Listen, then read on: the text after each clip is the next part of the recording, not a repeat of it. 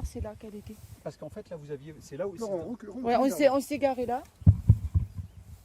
On s'est garé là et la première, elle était là. Ouais. On s'est arrêté parce que voilà, Aurélien m'a fait Qui le vous a coup. prévenu? Personne. Non, En fait, c'est le matin, arrivé. on est arrivé et sur le chemin, en fait, on a vu une brebis couchée là. Et C'est pas plus on trop. s'est rapproché, plus ça me paraissait pas normal. Du coup, il m'a dit là, c'est pas normal. Et du coup, on s'est arrêté parce que d'habitude, on les nourrit en bas de la parcelle.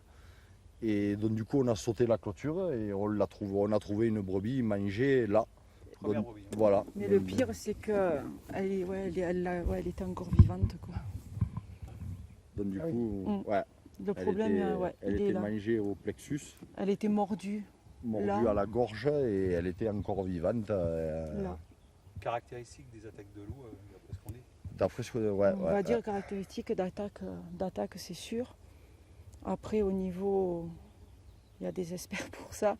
Mais nous, sur le moment, honnêtement, on n'a pas, on s'est dit ça, c'est pas un renard, parce que bon, c'est la première réflexion qu'on s'est faite.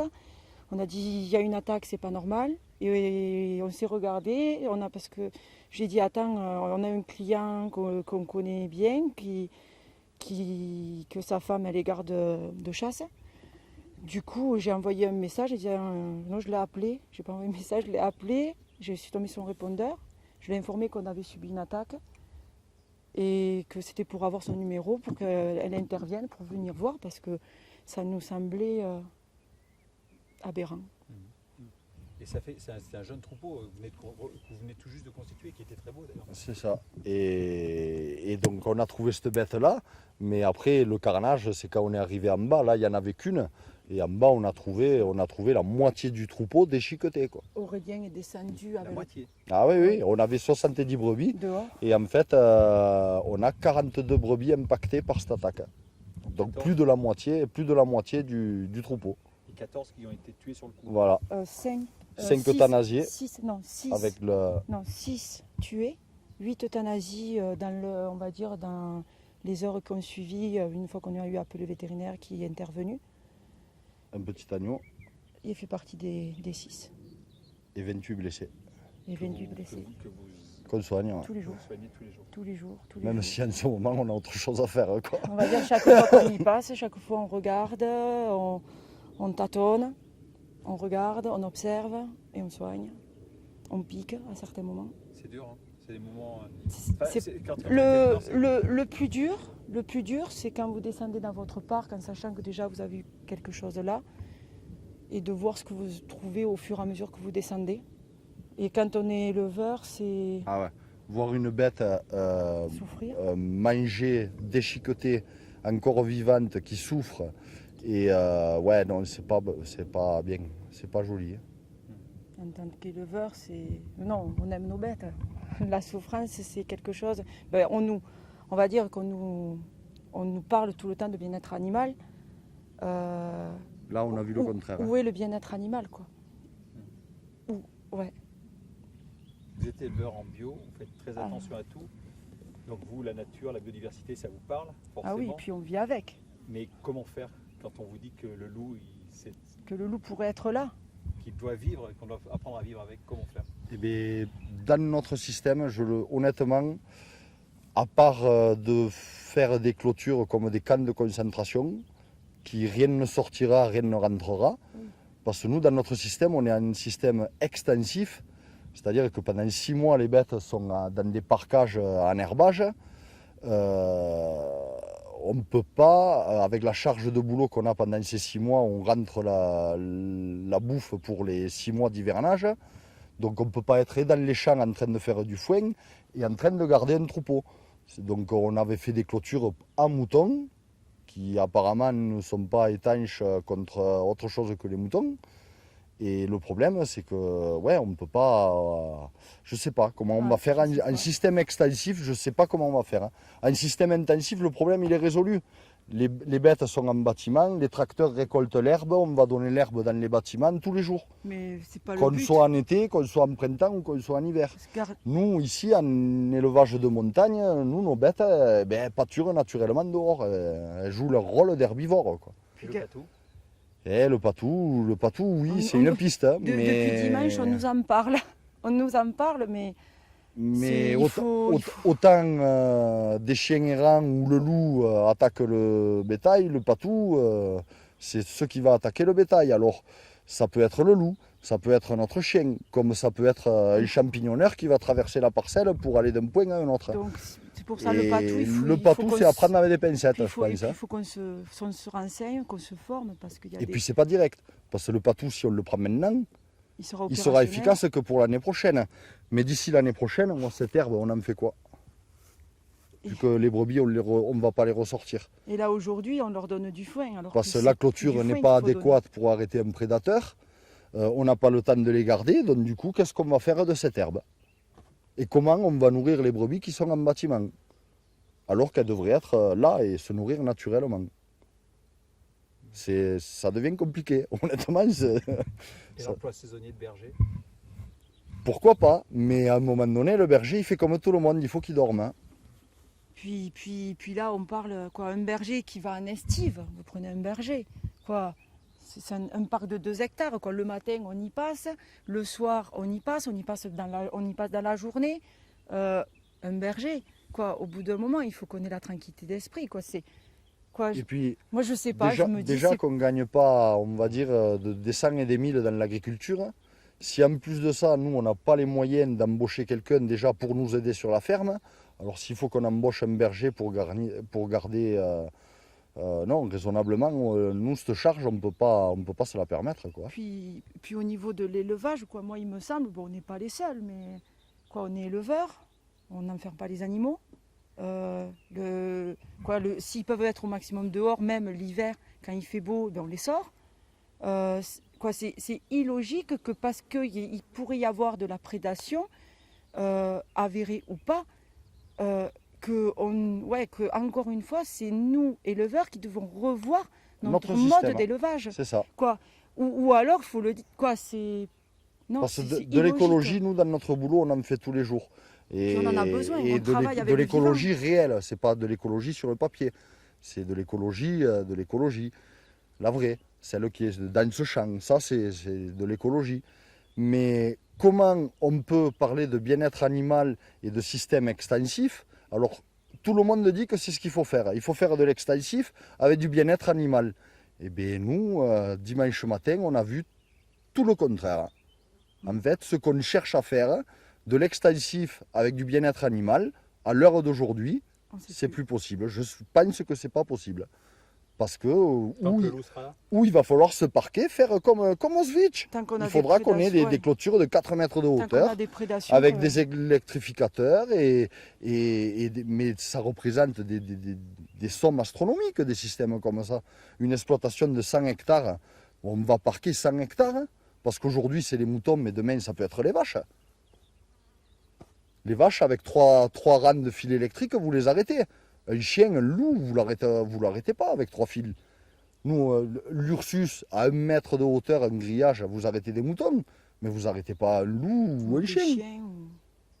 Donc il y a un système à revoir, mais le problème, c'est qu'à l'heure actuelle, je ne pense pas que l'agriculture ait les reins solides pour revoir ce système.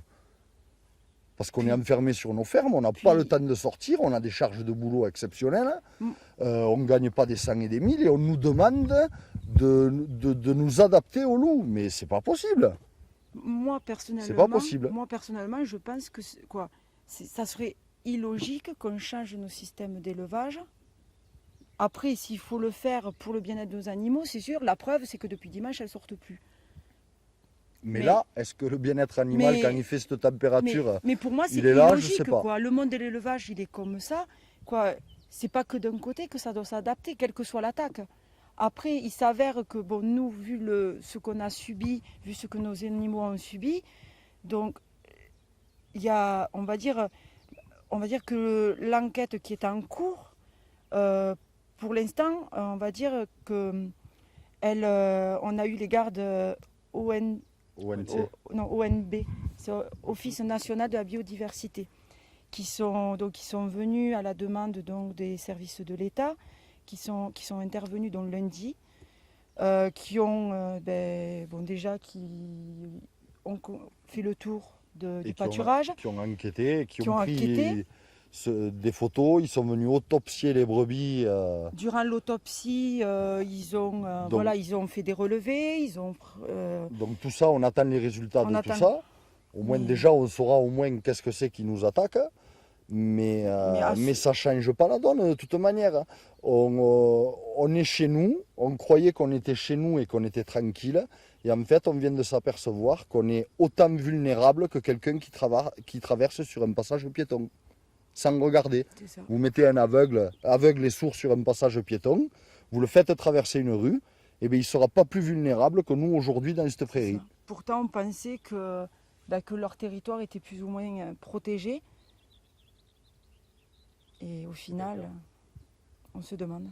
Parce qu'on nous dit que tout le monde a le droit de vivre. Oui, certes, tous les animaux ont le droit de vivre.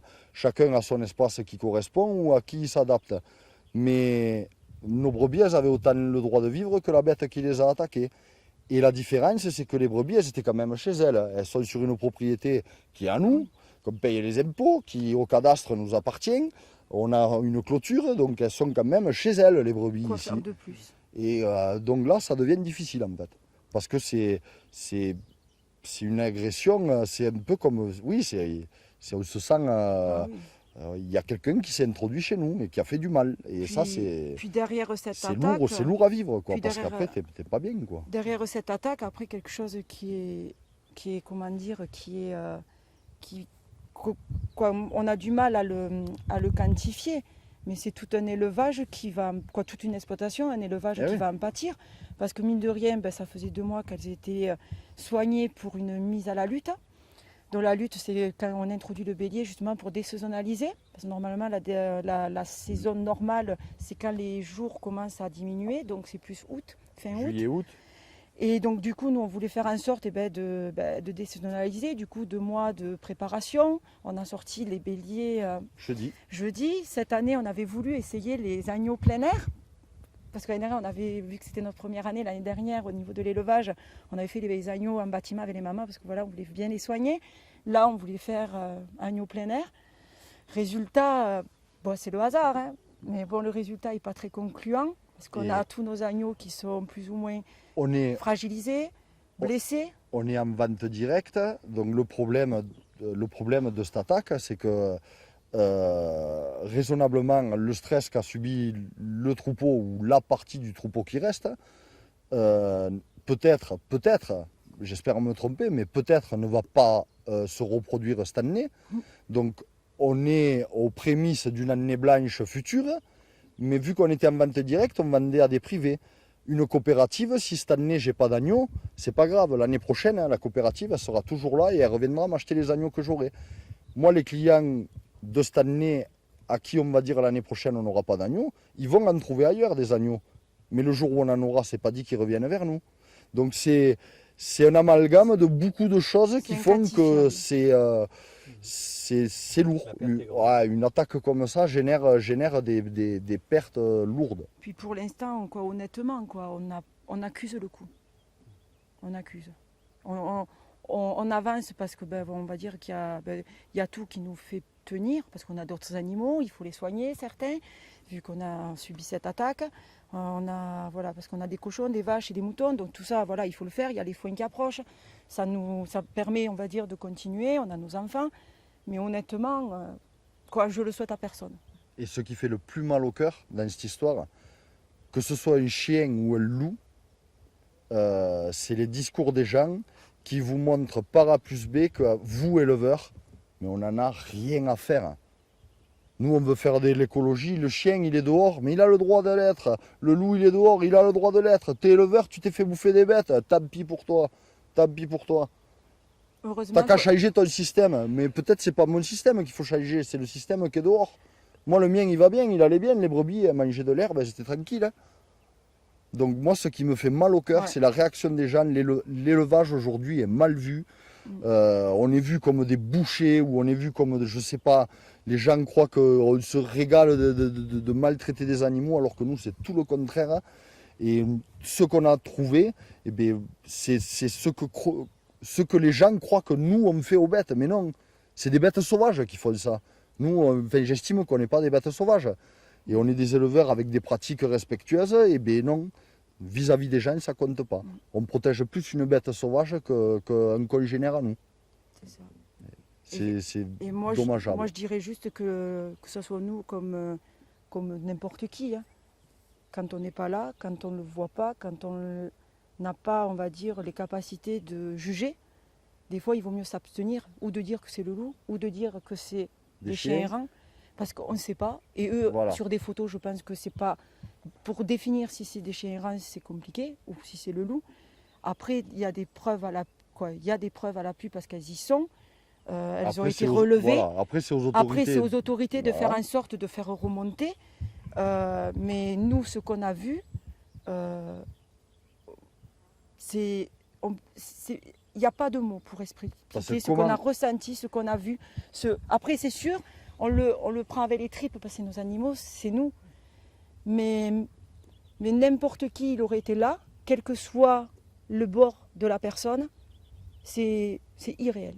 C'est irréel et ouais, c'est... Et puis, enfin, Ouais. sans vous donner les détails, mais parce que beaucoup de gens croient que c'est facile de parler comme ça, mais non. Ce qu'on a vu dimanche matin, ça ressemblait à la guerre 14-18. C'était un massacre, on aurait pu appeler ça les gueules cassées, parce qu'elles avaient la gueule cassée. Et on a vu des choses que normalement, dans une vie d'éleveur, tu ne dois pas voir. Moi, voir des brebis avec des morceaux qui pendent, non, honnêtement, je m'en serais passé, quoi. Vraiment. Merci à tous les deux pour votre témoignage. Ouais, c'est très fort. Je vous ai écouté, je vous ai pas trop coupé parce que vous n'y a pas besoin. Et puis je trouve que ça se. Mais j'aimerais bien même le pouvoir le diffuser in extenso parce qu'on a un site internet. C'est-à-dire que là, je pourrais pas tout diffuser ce soir parce que les sujets font 2 minutes. Mais ouais, ça va être coupé. Ouais, bah oui. Ça, je ne le verrai pas ce soir. Mais non, mais c'est pas grave. Je vous ferai, non, mais je vous ferai mettre en ligne. Je vous enverrai.